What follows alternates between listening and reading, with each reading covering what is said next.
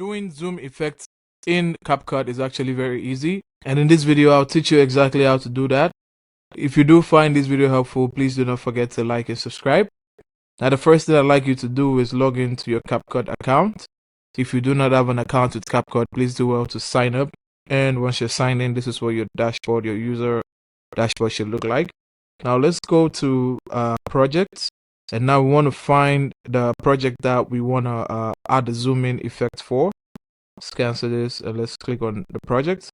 Now once we are in the project, what we're going to do is we're going to navigate to effects. Now in the effects, we're going to click on video effects, and here we're going to type zoom.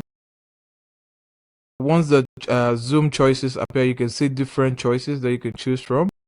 So let's choose the first one, and you can see how it takes effect. So once we choose the first one, we can adjust the speed and the range right here, and then we can click on the check mark, and you can see the zoom here. So we can either decide to extend the zoom to the whole video, or we can put it on a particular part of the video. So as you can see, the zoom effect takes place and then it goes back to its natural video aspect ratio. Now that's how to add zoom effect in CapCut.